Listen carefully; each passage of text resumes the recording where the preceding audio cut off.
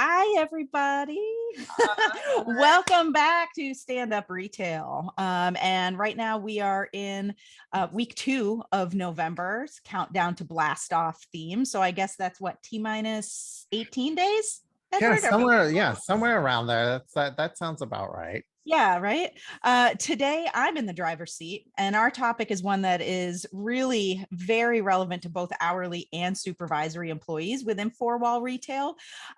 Last week, Edward also took us through some really awesome foundational core topics that actually get us to a point where we can be very planful, be very healthy, and be very prepared to be a good team member in a successful team during the holiday season. So if you have not checked that out, you should definitely check out the link below for our first episode, and it's which is all about a great foundation to be able to be prepared to survive holiday. Yeah. Above and beyond that, this is also a great foundational episode because we are going to start tackling some really important topics about how to be a good student and a good teacher. So this week's topic is, how do we maximize teachable moments in Q4? We're going to talk about how you can really maximize that limited time that you might have over the next few weeks and months, so you can actually learn new skills, improve your capabilities, and you can feel successful whether you're a leader or whether you are an hourly employee. And as a leader, this means, how can you communicate effectively and inspire people to learn during that? So it's kind of a twofer for our folks who are looking to lead folks. Most companies outside of retail even have a form of developmental program that they have in effect all year round. And most of the time in Q4, especially in retail, it gets cut in half or even more. However, if as a student or as a teacher, you approach these moments with an understanding of being a clear communicator and recognizing them for what they are, you can learn quite a bit.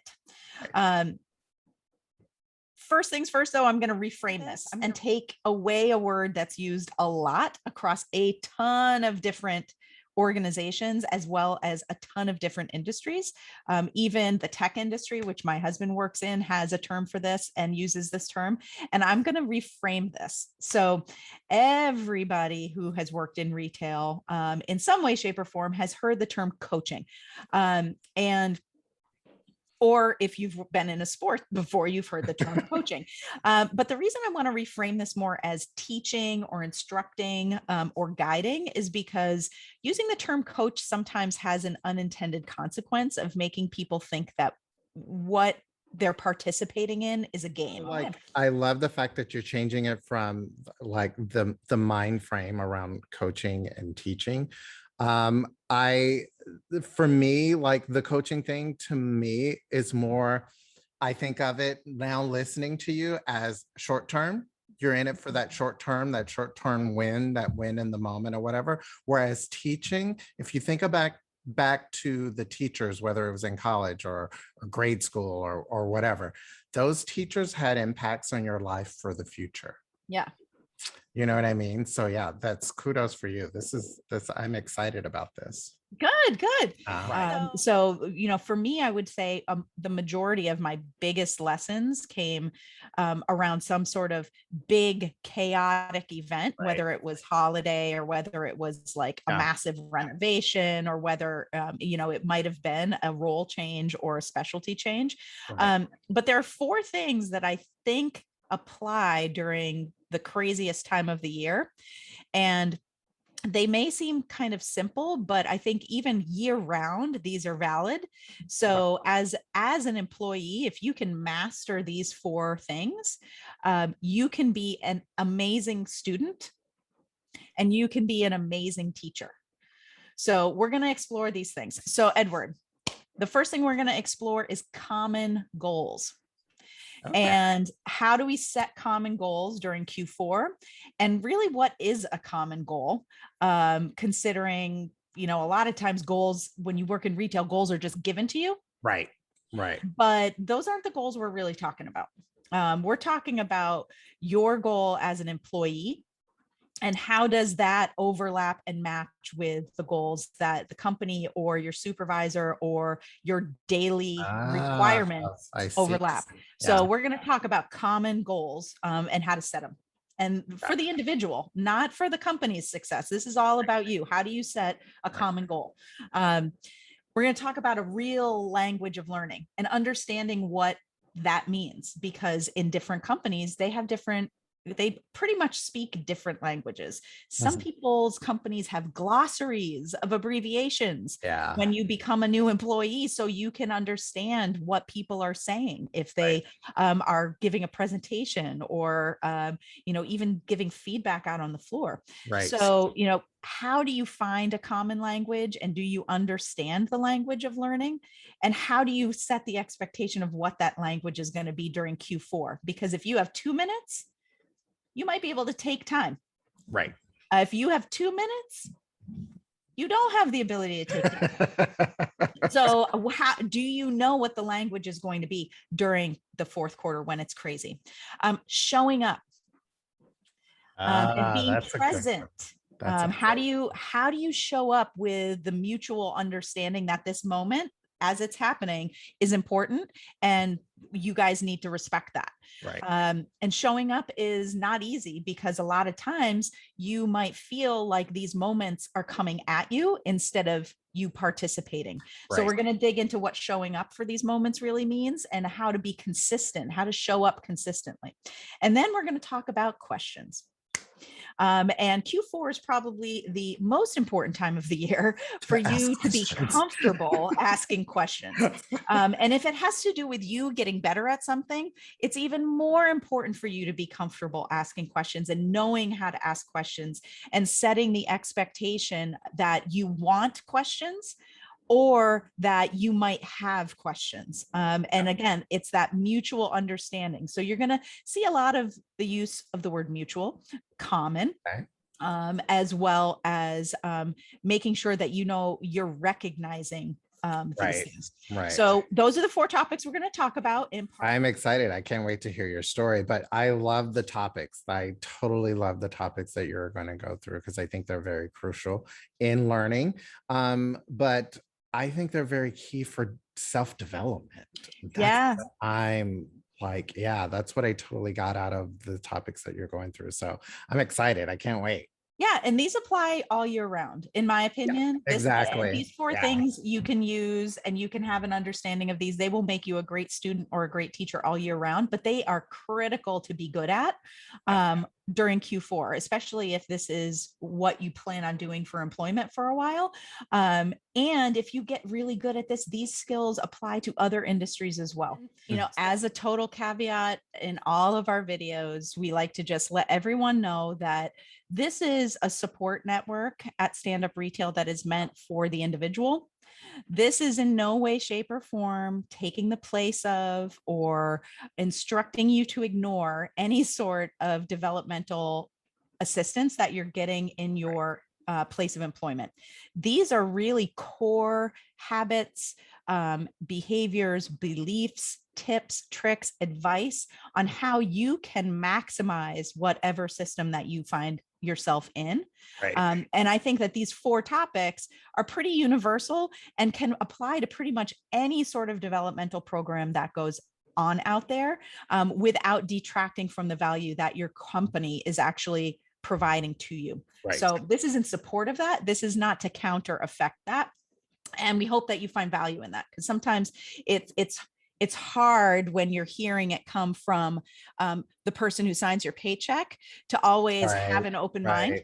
Yeah. And to really see it for what it is. But that's what the value that Edward and I really hope to bring to the conversation, and to bring to the community of 4-wall retailers out there, is that there are some universal things that will help you be more successful, more happy, and feel more confident in the role that you play at your employer. So my story. Excited.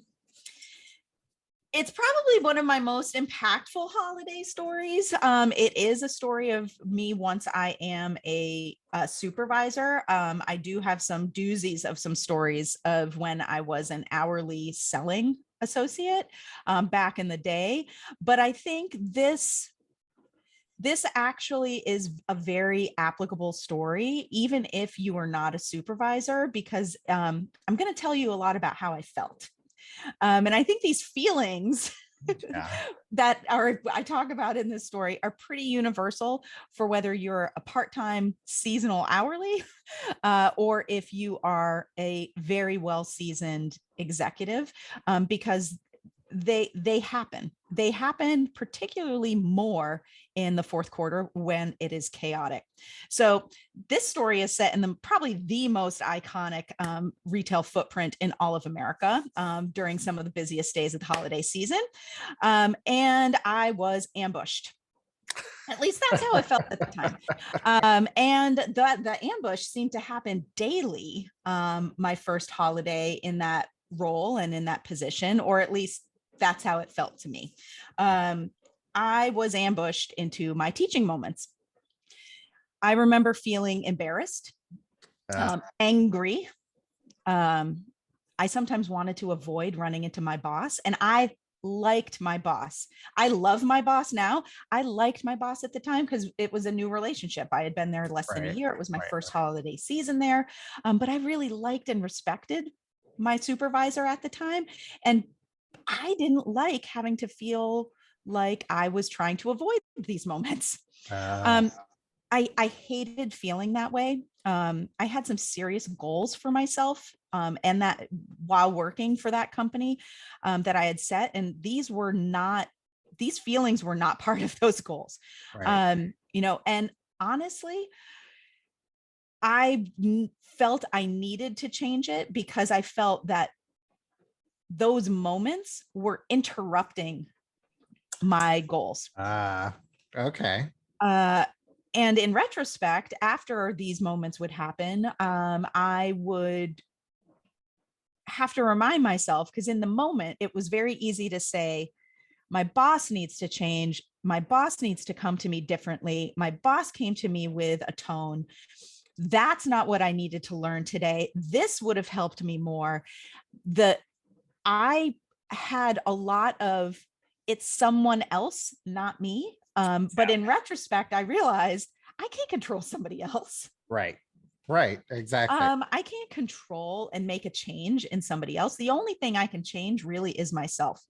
So that meant that I needed to do a little bit of soul searching. And because I had some goals, I needed to make sure that I showed up to these differently, because if I showed up to these moments differently and changed how these moments impacted me, they would not interrupt my path to my goal. Gotcha. So I always felt like the time could have been better spent. I always felt like it could have been way more productive and I might have been able to learn more if I wasn't simply reacting in those moments, but I was interacting. If I was able to recognize these moments and I was able to actually interact and participate in them differently, right, I might be able to pull something away from those. Gotcha. The moments also seemed very one-sided at the beginning, which happens a lot, especially right? Especially during Q4. It didn't feel good. Yeah. I'm chatty. I didn't like not being able to participate. I always felt blindsided. I felt underprepared. And it always felt almost like a gotcha moment. Right. And I definitely don't like having a moment where somebody else gets me. Right. Yeah. And that would always, that would make me angry. Yeah. I would be mad. I would leave these moments mad. But when I was replaying these moments, I realized the opportunity that was lost was not for my boss. The opportunity lost was mine, because I could have walked away from those moments having really been positively impacted if I changed how I showed up and if I actually actively participated in them. Can I ask you a question, Carrie? Yeah, of course. That moment of when you realize that from it, but you can make it work for you and make it work to your advantage. How was that? How did that play in your mind? How did you come to that? I realized that I knew what my goals were. Right, exactly. Like I knew what I wanted to get out of my employment, out of my time in that role. And I had an understanding that the lesson that was trying to be taught to me, chances are, was trying to get me to that goal, Gotcha. but it wasn't, we weren't on the same page Okay. when they were happening. And if I wanted to walk away feeling differently, I needed to actually approach them differently. Okay. And so ultimately, I think it took maybe 2 or 3 times of being ambushed for me to say, this isn't happening anymore. I do not like feeling this way. And I think a lot of times when you don't have that realization that you can't control how Right. somebody else Right. shows up Right. Exactly. in the relationship, you That's can what I only was thinking control about. yourself. Yeah. Like I had to have some serious conversations with myself. Like I can't go up to my boss and say, I need you to take a different tone with me because this ain't working. You can't say Right. that. But I think Uh, that's a lot of times that's our first reaction when we yes. feel like we're being ambushed. Yes. And that's why I asked the question, like, when did the realization for you come that Yeah, it took a couple of times of for me me? getting really angry, Yeah. and angry that feeling like I could have learned more. And then when I realized I could have learned more, I realized I was using the word I a lot. Gotcha. And if it was a lost opportunity for me, then I needed to make a change. Ah, that part right there. Yep. Period. And that's not to say that like I have worked for bosses that their tone should have been different and but the crazy thing is, Edward, is that the minute I started showing up differently and I had that revelation, something really weird happened. My boss changed. Yeah. And those moments took on a completely different feel. Mhm. Um, it the relationship became stronger. We didn't need more time. Right. We both had the understanding that we had limited time, so we both needed to get something from that limited Mhm. time. And even in those moments where there might have been criticism or feedback about something that I had done wrong or incorrect or Right. inefficiently, I mean, it happens. um, I knew that feedback was coming from a good place because it felt that these moments were her really trying to make me better because I recognized those moments for what they were. Right. Um, Right. You know what I love about your story and what's great about the story is that you started off about feelings, your feelings. And I think mhm. a lot of times when we're in that situation, especially to your point when you're being ambushed, you feel like you get the feelings of blaming the other person. And so even though it's your feelings and you're feeling this way, you start off with the mind process or the mindset of you're making me feel this way. Yeah. You're doing this to me. You're making me angry. You're making me, but the realization to stop and think, why do I feel this way? Why am I feeling this way? And if I'm feeling this way, how do I change it? Yeah. And that's when you started to approach those conversations differently. Mhm.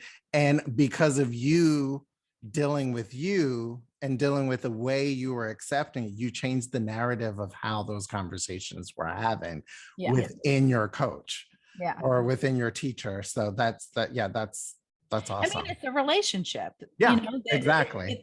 it feels one-sided when you're not participating, Right. but I would almost guarantee that 99% of the leaders out there who are trying to help you get better Mhm. and it feels one-sided, um, it's just because you don't have a common goal Right. or you don't know how what they're trying to teach you applies to your goal for your employment or your current position.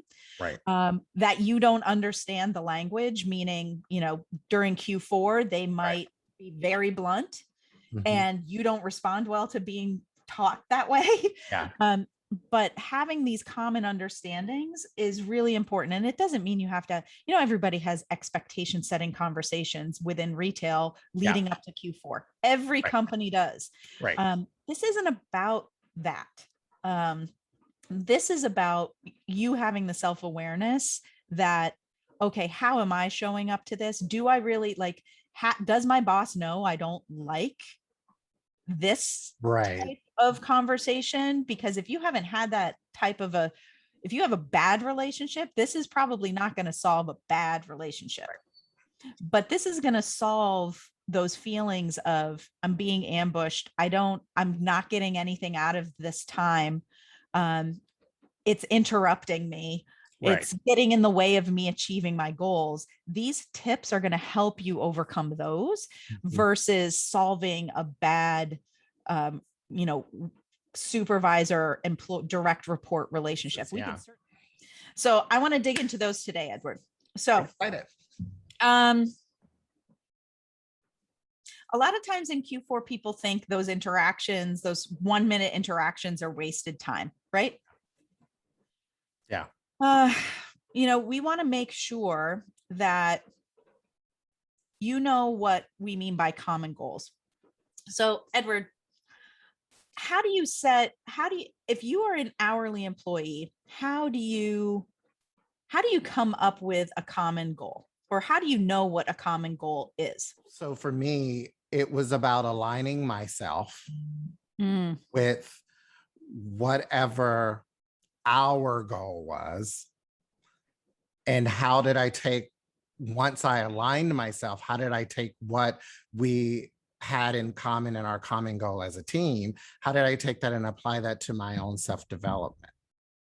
So like when that's like spot on what this one topic is about.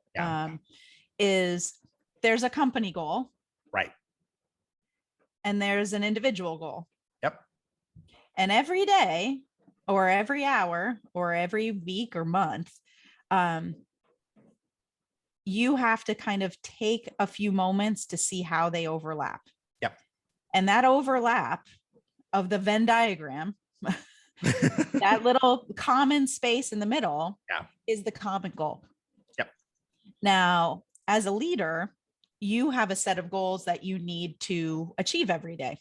And you are generally looked at to try to achieve all of those goals, and they are numerous in a store setting, through your team. And that is really leveraging your employees as a resource to achieve a goal. But a goal is not a person, and a person is not just a body or a resource. So recognizing that as a leader, you have people working for you that have goals of their own. Right. And as someone who reports to a leader, recognizing that they have goals that they need to achieve, you both need to kind of approach that moment understanding how those overlap. Right. Well, one of the things that I've learned is that as a learner and as a teacher is that when the two talk to that common space, it makes the conversations a lot more easier because you see both sides. You see how it benefits both. I agree. Yeah. And I think you transition into the next tip or the next core habit, which is understanding the language that you have to use during Q4. Even if someone comes to you and says, I need you to do this, they're probably saying it that quickly and they're saying it in that tone or because of a varying amount of other reasons. Now, again, this is not to resolve any really poor employee-employer relationships. Right. This is like in the moment, you're going to have a snap reaction and it's going to be emotional. It's probably because of words that somebody used. whether Yeah. it's a customer or whether it's a supervisor or a peer. If you have an understanding of what the common goal is, how your goals and the company or the store or your supervisor's goals overlap, Yeah. when they come to you and say, I need you to do this, or I need this from you today, Yep. you are able to then apply what they need to how does that affect my personal goals? Right. And it takes the emotion out of it. Right. I think for me, that common language of learning means, it's not necessarily an expectation setting conversation, Right. but one thing that I did when I became a leader and a leader of other leaders was I had conversations at the beginning of the really crazy part of holiday, Mhm. letting people know how my communication might change. Right. And that communication change had in no way, shape, or form anything to do with my commitment to their growth, or my commitment to winning as a team, or my commitment to the goals that the company we worked for set for us. Right. But that I knew that I might become a bit more blunt. So if I am, know it comes from a good place. And if I overstep, please don't be afraid to say, hey, can we come circle back to this? It's a little too intense for me. Right. So the other thing is a mutual understanding of needs is basically really saying you do have to show up Yeah. for these conversations, because just because it's busy does not take the responsibility that you have away. Mhm. And if all you can do is react to everything else that's happening around you, these moments that are really for you become even more important for you to participate in. Because if you're only reacting, you're probably going to miss all of the opportunity to learn. Yep. So that means they have to be consistent, right? So you have to show up and you have to make sure that you're consistent. And as a leader or as an hourly, showing up for these moments is a personal commitment that you really need to make to yourself. Right. Right. Right. Right. So Edward, you mentioned it before, how many times when you were an hourly or whether you led a team, did you handshake with somebody because your shifts didn't overlap? One shift ended as you were coming in and you didn't have any time together. Yeah, it happens a lot. It happens very, very often, especially during this time of year, but it also happens during the regular part of the season. Mm-hmm. And it's important that you take those moments and make them impactful, no matter how short they may be. Because a lot of times, like you said, a lot of things are in passing. Yeah. And that happened a lot in my career and during, in both as hourly and as a teacher, as a student, Mhm. as a teacher. Mhm. And you don't know in those moments what someone is going through or what someone has going on, and how just a quick little simple handshake or sometimes as a teacher, I found myself saying to myself, you know what, I haven't seen Susie in a week. And I know she's coming in to close and I'm leaving, but you know what? I'm going to stick around for like a couple of minutes just to say hi, check in, see how she's doing before I head out, even if it's on my way out. Those moments of showing up for your student is Mhm. very impactful. Yeah. Even if you have to plan it that way, it's very impactful. You got to show up for that relationship, because again, if you are a student in that side of if you're on that side, the student side of the relationship, Yeah. and you don't feel like you're getting supported in towards your goal, Mhm. Again, you need to be the one to say, well, my boss, you can't say, oh, my boss is too busy. It's the Ed show, Right.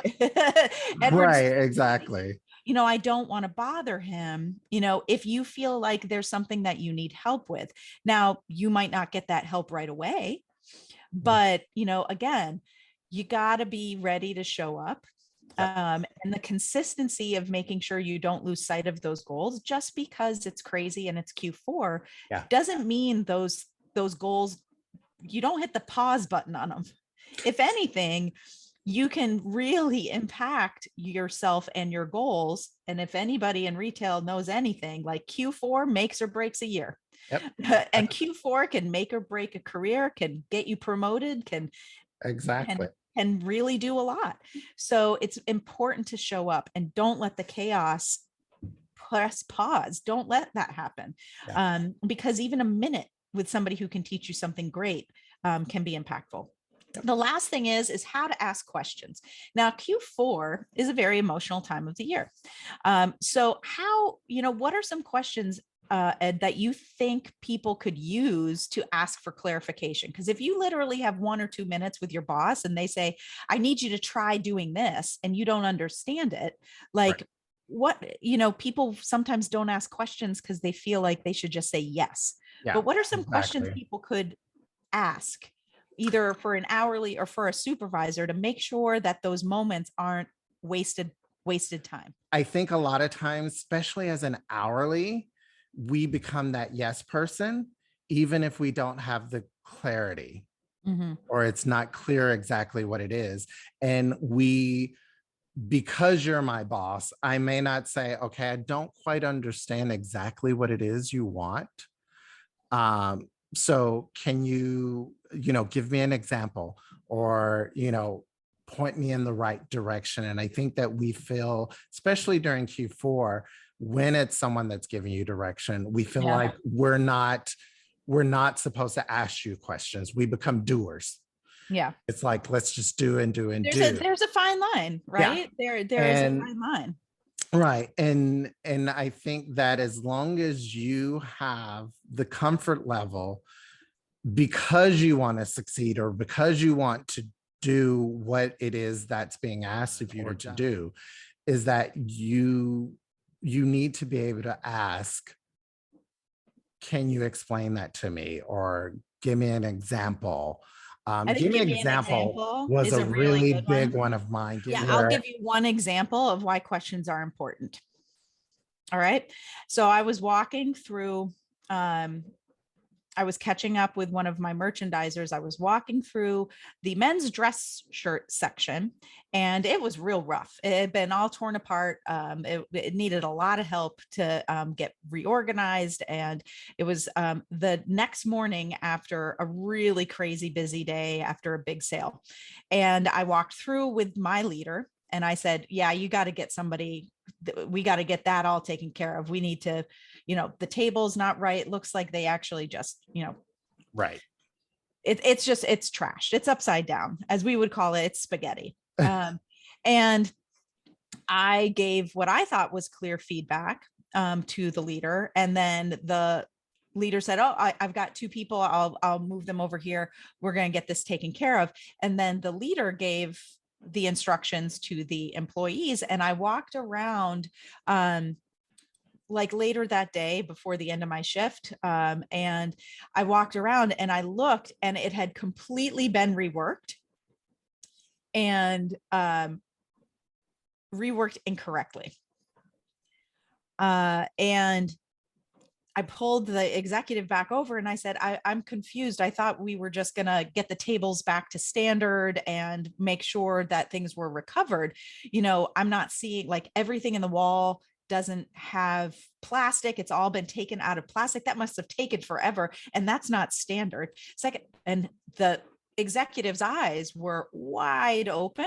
Right. And I said, how do you think this happened? I mean, it's not the end of the world. It's just created more work. And time, you're going to have to spend some time on this. And the leader looked at me and said, you know what? I think it's because I instructed them while they were deep in the department, and I was pointing at what I needed them to do.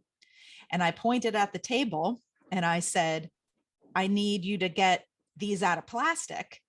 But from their perspective, it probably looked like I was pointing at the wall. Right. And I said, ding, ding, ding. So, like, asking questions, and also understanding that, like, as a leader, asking questions is important. Does that make sense? Does that to make you? sense? Yeah. Does that make sense? Can you repeat back what I asked? Right. I want to make sure you understand. Like, questions are not just from the student's perspective. They're Right. also from the leader's perspective. And hopefully that example shows you, like, as a leader, sometimes we point and say, I need you to do this, and you're going to get a yes. Yep. And if you don't say, do you really understand what I'm asking you to do? It takes 5 seconds for the person to answer you. If you don't take that moment, you might end up creating more work for yourself and frustrating your team because Yep. what you thought was clear wasn't necessarily clear. Exactly. Yeah. So, Edward, what else? Is there anything else you want to talk about? I know we've kind of gone through our time.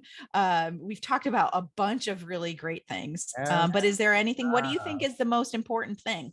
Is there any most important, or do you think they really work together? All of the topics that you came up, they really worked great together. My favorite one is the showing up part. Like I really love that point that you made there, because it's important that we all show up, and the common goals, how the common goals overlap to benefit you as an individual for self-development, and not even just that, but goal setting for yourself, for your leader, and for the company, how those things work together. So those were great topics. Thank you so much for taking it. Oh, no worries. Yeah. So, other than that, Edward, do you want to give us a sneak peek about what next week is going to be? Yeah, well, next week we're gonna dig into planning, creating structure to succeed. Oh, nice. So yeah, so That's it's a little exciting. bit, takes us a little bit back a little bit more in depth to our planning, and how do we plan for success and set ourselves up so that, you know, the holiday season is very smooth and running, and planning is very important. So I'm excited to jump into those next week. Nice. Yeah. Well, I'm excited to learn more because planning became something I had to become really good at in my role because my role changed so often and more responsibility just kept getting added on. So I had to constantly learn how to be a better, more effective planner so I could achieve what I needed to achieve. So whether that's for an hourly in an hourly capacity or as a supervisor. So, but for now, this is Edward and Carrie signing off from Stand Up Retail. We will be back next week with another episode. Again, like, share, comment, subscribe across all of our platforms. You'll find the links below. And until we see you again, walk with a purpose, no matter where you are and what you do. We see you, we hear you, and we appreciate you. And we'll see you next week. Stand Up Bye, Retail. guys. Bye, guys.